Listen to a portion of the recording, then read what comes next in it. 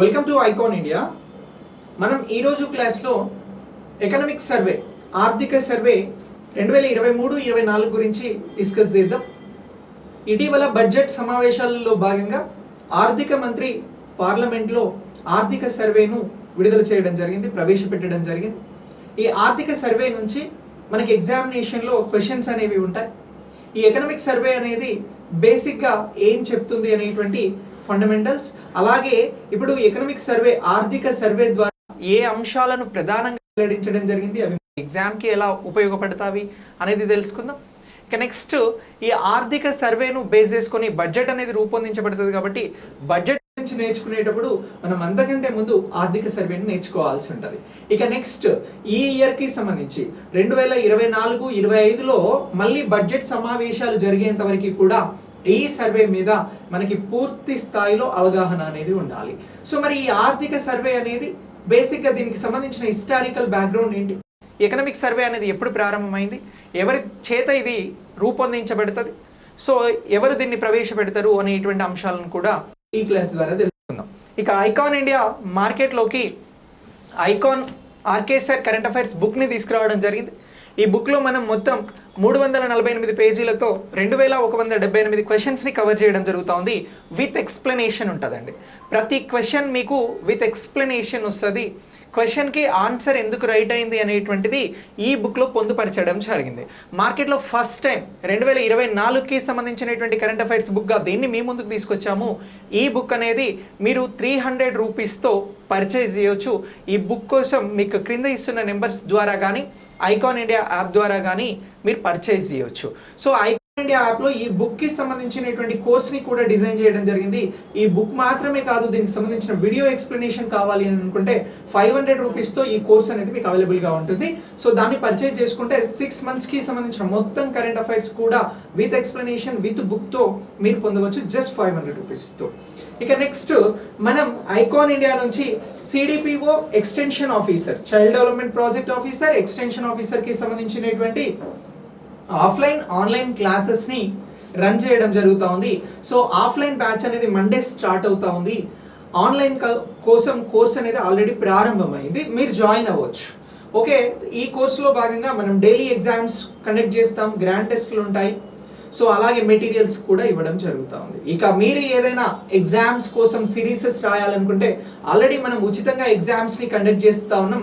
ఈ ఎగ్జామ్స్ని మీరు బాగా మీ ఫైనల్ ఎగ్జామ్స్ని ప్రాక్టీస్ చేయాలనుకుంటే బాగా ఉపయోగపడతాయి. సో ఈ ఫ్రీ ఎగ్జామ్స్ కోసం మేము ఒక వాట్సాప్ లింక్ ఇస్తున్నాం, లింక్లో జాయిన్ అవ్వండి.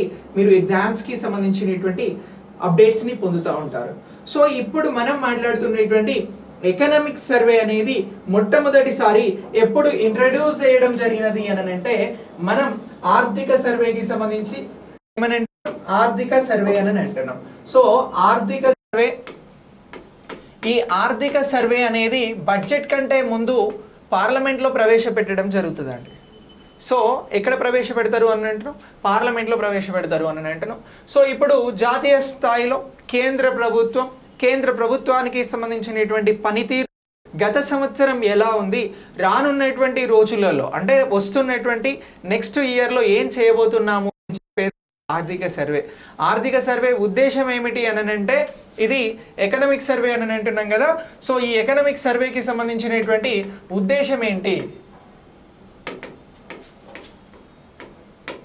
దీని సర్వేకి సంబంధించినటువంటి ఉద్దేశం ఏంటి అని అంటే సింపుల్గా గుర్తుంచుకోండి. గత సంవత్సరం ఏం జరిగినది,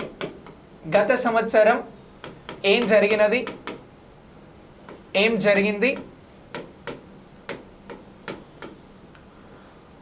రానున్న సంవత్సరం ఏం చేస్తాం, రానున్న సంవత్సరం ఏం చేస్తాము, చేయబోతున్నాం, ఏం చేస్తాము అని చెప్తుంది. ఎవరు చెప్తారు? కేంద్ర ప్రభుత్వం చెప్పేదే మనం ఇక్కడ ఏమని అంటున్నాము అని అంటే ఆర్థిక సర్వే అని అంటున్నాం. ఏమంటున్నాం? ఆర్థిక సర్వే. సో ఇప్పుడు ఈ ఆర్థిక సర్వేను నేను ఏమని సంబోధిస్తా ఉన్నా ఇయర్ అని అంటే 2023-24కి అని అంటున్నాం. సో ఇది 2024 సంవత్సరానికి సంబంధించింది అనుకోవాలి. బడ్జెట్కి సంబంధించి ఏమో 2024-25 అని అంటాం. సో ఆర్థిక సర్వే గత సంవత్సరంలో ఏం జరిగింది, భవిష్యత్తులో ఏం జరగబోతుంది అని చెప్పేందుకోసం ఇయర్ బేస్డ్గా ఇలా వస్తుంది. ఆర్థిక సర్వే 2023-24 అనేది ఇప్పుడు రిలీజ్ అయింది. అంటే బడ్జెట్ కంటే ఒక సంవత్సరం వెనక్కి కనబడుతుంది. ఓకే, ఇక్కడ కన్ఫ్యూజ్ అవ్వద్దు. సో ఇప్పుడు ఆర్థిక సర్వే ఏం చెప్తుంది, సంవత్సరం ఏం జరిగింది, రానున్న సంవత్సరం ఏం చేయబోతున్నాము అని చెప్తుంది. అంటే 2023లో ఏం జరిగింది, 2024-25లో ఏం చేస్తాము అనేది చెప్తుంది ఆర్థిక సంవత్సరాన్ని బేస్ చేసుకొని. సో ఇప్పుడు ఈ ఆర్థిక సర్వే అనేది అసలు ఎప్పుడు ప్రారంభమయ్యింది, సో ఇప్పుడు ప్రకటించినటువంటి ఆర్థిక సర్వేలో హైలైట్స్ ఏంటి అనేది రెండు నేర్చుకుందాం. అయితే దీనికి సంబంధించినటువంటి హిస్టారికల్ బ్యాక్గ్రౌండ్ని ఒక 2-3 అంశాలలో చెప్తా.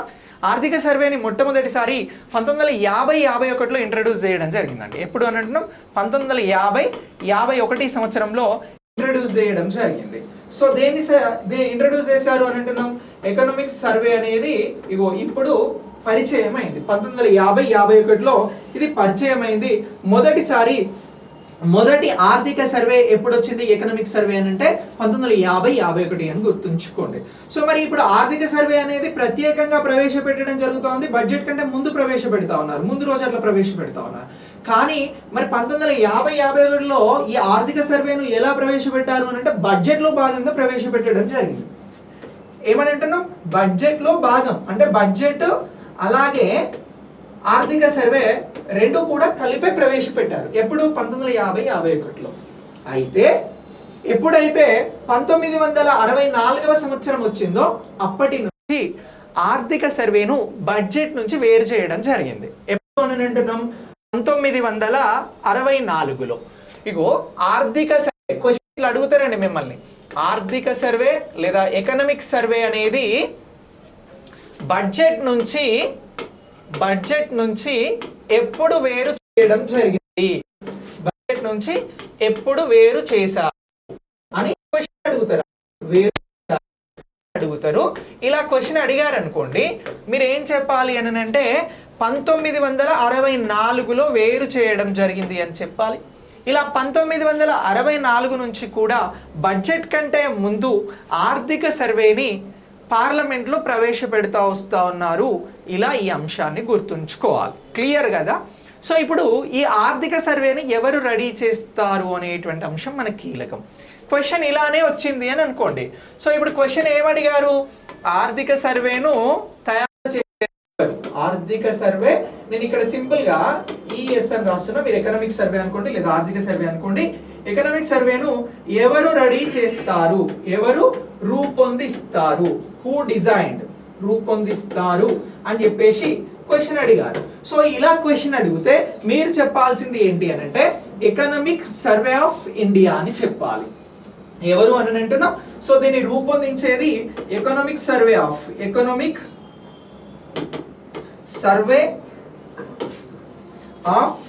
ఇండియా, దీనిని రూపొందిస్తుంది అని గుర్తుంచుకోండి. ఎవరు రూపొందిస్తారు, ఎకనామిక్ సర్వే ఆఫ్ ఇండియా అనేది దీనిని రూపొందిస్తారు.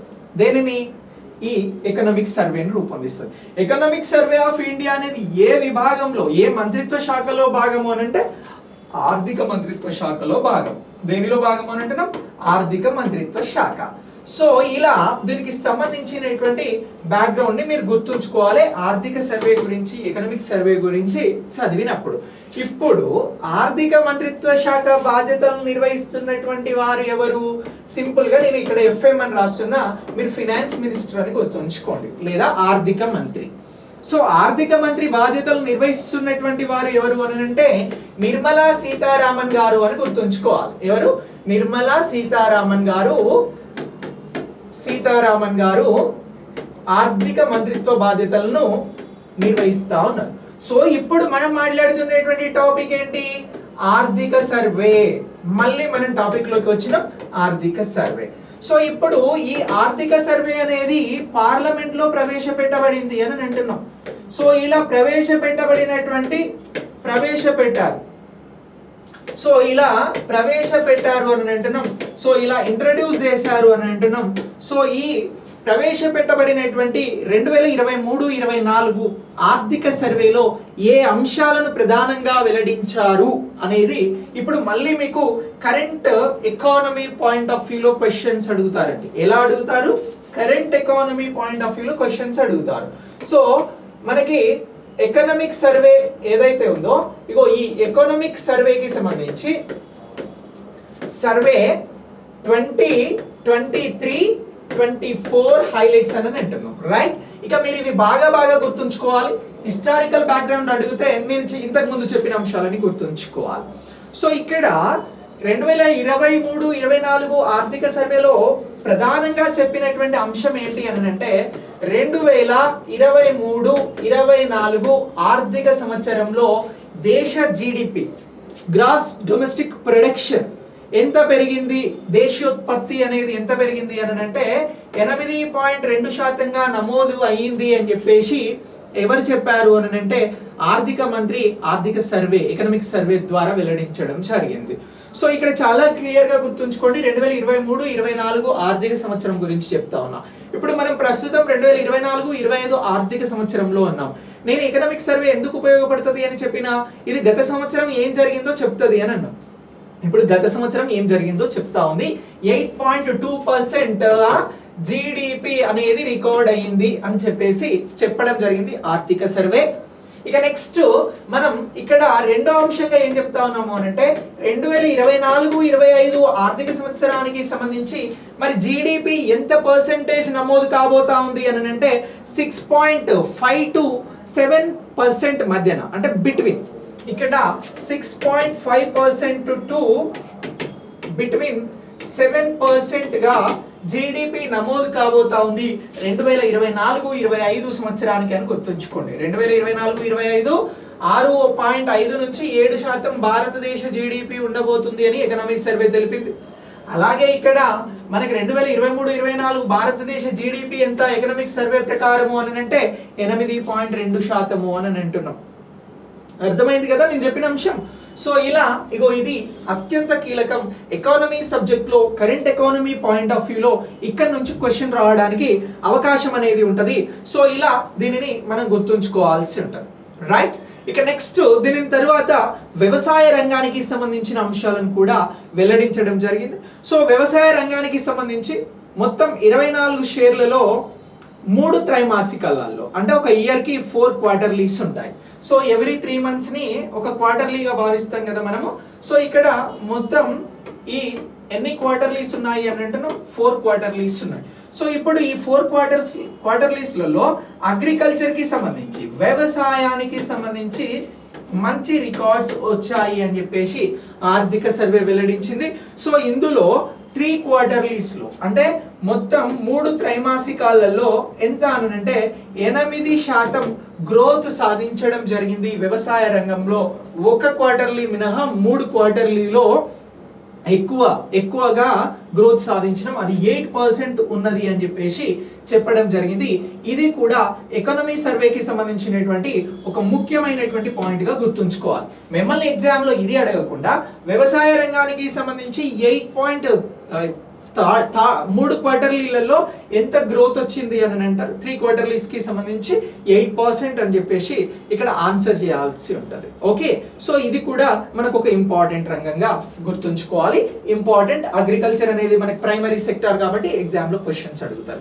ఇక నెక్స్ట్ దీని తర్వాత పరిశ్రమలు తయారీ రంగం, అంటే బేసిక్ గా జీడిపిని లెక్కగట్టడంలో 3 రంగాలు ప్రధానమైనవి: ప్రాథమిక రంగం, secondary sector, third sector. So ఇప్పుడు తయారీ రంగం గ్రోత్ ఎంత ఉంది అని చెప్పింది అని అంటే తయారీ రంగానికి సంబంధించినటువంటి గ్రోత్. సో నెక్స్ట్ తయారీ అని అంటున్నాం. సో ఈ తయారీకి సంబంధించినటువంటి గ్రోత్ ఎంత ఉంది అని అంటే 9.9% ఇంప్రూవ్మెంట్ ఉంది అని చెప్పేసి ఆర్థిక సర్వే లేదా ఎకనామిక్ సర్వే అనేది అంశాలను వెల్లడించింది అని చెప్పేసి గుర్తుంచుకోవాలి. తయారీ రంగంలో, నిర్మాణ రంగంలో ఎంత అని అంటే 9.9% గ్రోత్ ఉంది, వృద్ధి ఉంది అనేటువంటి అంశాన్ని గుర్తుంచుకోండి. సో ఇలా 9.9% వృద్ధిని సాధించినటువంటి రంగం ఏది అని అంటారు ఎకనామిక్ సర్వే ప్రకారం? తయారీ రంగం లేదా నిర్మాణ రంగం అని చెప్పేసి ఇక్కడ మనం చెప్పాల్సి ఉంటుంది. సో ఓకే, ఇప్పుడు ఇటు ఈ అంశాలను ఇచ్చి ఇటు ఈ గ్రోత్ రేట్స్ ఇచ్చి సరిగా జతపరచండి అని అంటారు. సో ఇలా మనం ఈ అంశాలను గుర్తుంచుకుంటే సరిగా ఆన్సర్ చేయడానికి అవకాశం ఉంటుంది, 1 మార్క్ వస్తుంది. దెన్ లేదా దీన్ని స్టేట్మెంట్ నెంబర్ 1, స్టేట్మెంట్ నెంబర్ 2, 3, 4గా కూడా అడగచ్చు. సో ఎలా అడిగినా ఈ అంశాలని మనం ప్రాథమికంగా గుర్తుంచుకోవాల్సి ఉంటుంది. ఇంకొక కీలకమైనటువంటిది ఏంటి అని అంటే ఇన్ఫ్లేషన్, ద్రవ్యోల్బణానికి సంబంధించినటువంటి అంశం గురించి కూడా ఇక్కడ ప్రత్యేకంగా చెప్పడం జరిగినది. సో ఇప్పుడు ద్రవ్యోల్బణం ఏదైతే ఉందో ఈ ద్రవ్యోల్బణంకి సంబంధించినటువంటి దీనిని గురించి ప్రస్తావించడం జరిగింది ఎకనామిక్ సర్వేలో.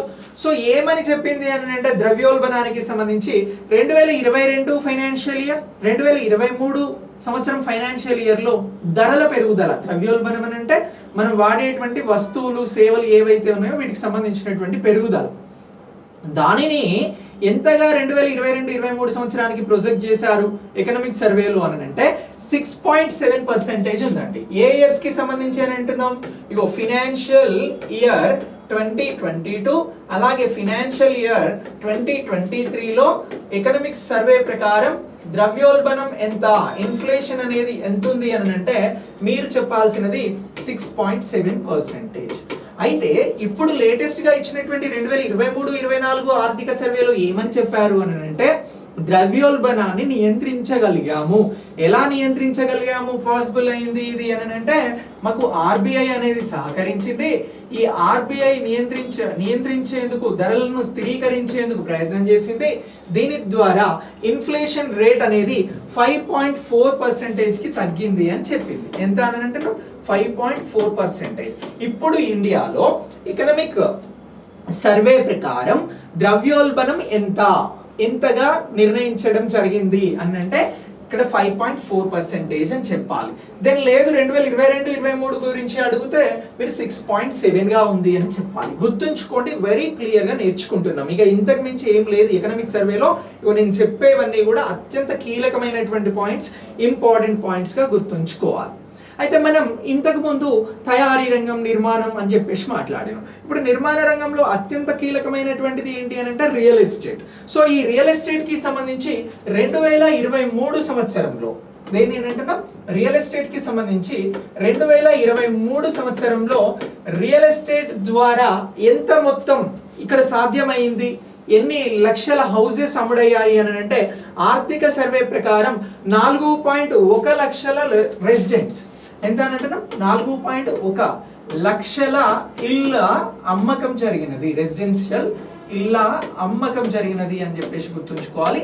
సో ఇలా అమ్మకాలు జరగడం వలన 9.9 గ్రోత్, మనం ఇంతకు ముందు మాట్లాడినటువంటి గ్రోత్ అనేది సాధ్యమైంది తయారీ నిర్మాణ రంగం ద్వారా అనేటువంటిది ఇక్కడ మనం క్లియర్ గా గుర్తుంచుకోవాల్సి ఉంటది.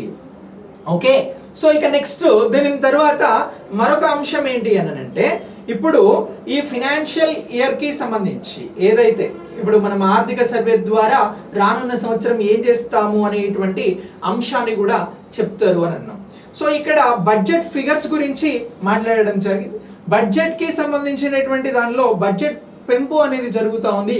ఈ బడ్జెట్ పెంపు ఎంత పెరిగింది ప్రీవియస్ గా పోలిస్తే అని అంటే బడ్జెట్ అనేది 8.6% మేర గ్రోత్ ఉంది అని చెప్పేసి చెప్పడం జరిగింది. బడ్జెట్ లో ఎంత శాతం గ్రోత్ సాధ్యమైంది, వృద్ధి సాధ్యమైంది, బడ్జెట్ కేటాయింపులు ఎంత ఎక్కువగా ఉన్నాయి అని అంటే మనం ఈ అంశాన్ని చెప్పాల్సి ఉంటది. ఎంత అని అంటే 8.6% ఉంది అనేటువంటి అంశాన్ని గుర్తుంచుకోవాలి బడ్జెట్ ఫిగర్స్ కి సంబంధించి. ఓకే, ఇక నెక్స్ట్ దీని తర్వాత మరొక అంశం ఏంటి అని అంటే ఫారెన్ కి సంబంధించినటువంటి ఇన్వెస్ట్మెంట్స్ అండి.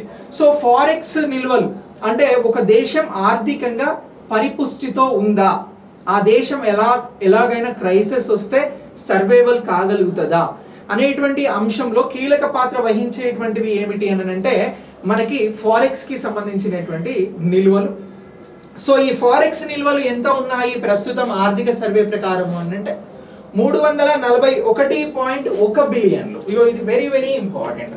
ఫారెక్స్ నిల్వలు, ఫారెక్స్ కి సంబంధించినటువంటి నిల్వలు ఎంత ఉన్నాయి అనేటువంటి అంశం వస్తే ఇక్కడ మనం గుర్తుంచుకోవాల్సింది ఏంటి అని అంటే 341 బిలియన్లకి సంబంధించినటువంటి ఫారెక్స్ నిల్వలు, ఫారెక్స్ బిలియన్ డాలర్స్ ఫారెక్స్ నిల్వలు భారతదేశంలో ఉన్నాయి అనేటువంటి అంశాన్ని గుర్తుంచుకోండి. వెరీ వెరీ ఇంపార్టెంట్ ఈ బిట్. సో ఆర్థిక సర్వే ప్రకారం ఫారెక్స్ నిల్వలు భారతదేశంలో ఎంతున్నాయి అని అంటే ఇండియాలో 341.1 బిలియన్ డాలర్లు ఉన్నాయి అనేటువంటి అంశాన్ని గుర్తుంచుకోవాల్సి ఉంటుంది. సో ఇలా ఫారెక్స్ నిల్వలతో ఉంది అనేటువంటి అంశాన్ని ఎవరు వివరించారు అని అంటే ఎకనామిక్ సర్వే ద్వారా వివరించడం జరిగింది అని అంటున్నాం. ఇక నెక్స్ట్ అంచనాలు దేనిని గురించి ఇచ్చారు అని అంటే దిగుమతుల గురించి ఇవ్వడం జరిగింది. సో ఇప్పుడు దిగుమతులకి సంబంధించి అలాగే ఇక అంచనా దిగుమతులను గురించి మాట్లాడాల్సి వస్తే ఎంత అని అంటే 36.5 లక్షల కోట్ల ద్వారా బదిలీలు అనేవి జరిగాయి అని చెప్పారు. దిగుమతులకి సంబంధించి 36.9 లక్షల కోట్ల రూపాయల ద్వారా దిగుమతులకి సంబంధించినటువంటి బదిలీలు జరిగాయి అనేటువంటి అంశాన్ని కూడా గుర్తుంచుకోండి. ఇది కూడా ఇంపార్టెంట్ పాయింట్. సో ఇలా ఇక లాస్ట్ పాయింట్ గా ఆర్థిక సర్వేకి సంబంధించి గుర్తుంచుకోవాల్సింది ఏంటి అని అంటే ఏదైతే 2017-18 సంవత్సరం ఉందో అప్పటి నుంచి 3% ఉన్నటువంటి మహిళల భాగస్వామ్యం, గ్రామీణ మహిళల భాగస్వామ్యం అనేది ప్రస్తుతం 2022-23కి 37% పెరిగింది అని చెప్పారు. సో ఇప్పుడు మహిళల భాగస్వామ్యం ఇండియాలో చాలా తక్కువగా ఉండేది చాలా రంగాలలో.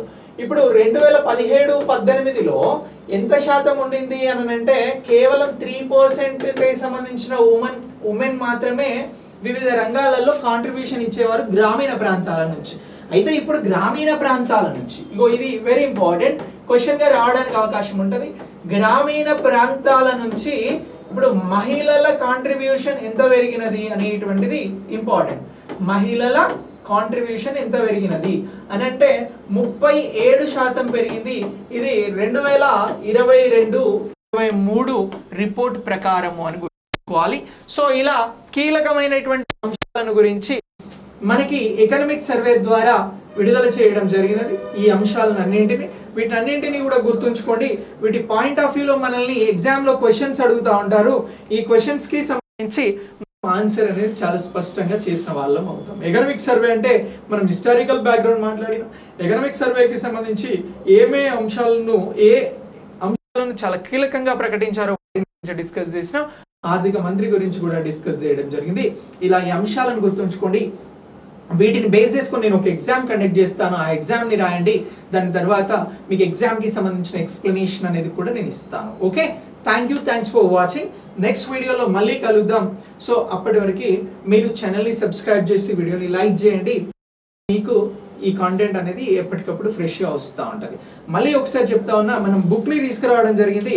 సో ఈ బుక్ అనేది మీకు మార్కెట్లో అవైలబుల్గా ఉంది, అమెజాన్లో కూడా ఉన్నది. సో ఈ బుక్ని మీరు బై చేసుకొని కరెంట్ అఫైర్స్ని ఎనీ ఎగ్జామ్, ఆర్ఆర్బీ కావచ్చు, ఎస్ఎస్సి కావచ్చు, స్టేట్ లెవెల్లో జరిగే ఎగ్జామ్స్, వీటన్నింటి కోసం అద్భుతంగా ప్రిపేర్ అవడానికి ఒక అవకాశం అనేది మీకు ఉంది. ఈ పుస్తకం ద్వారా మనం ఇస్తున్న ఆన్లైన్ కోర్సెస్ని కూడా మీరు ఐకాన్ ఇండియా యాప్ ద్వారా ఎప్పటికప్పుడు ఫాలో అప్ చేసుకోవచ్చు, రిజిస్టర్ చేసుకోవచ్చు. Thanks for watching. నెక్స్ట్ వీడియోలో మళ్ళీ కలుద్దాం.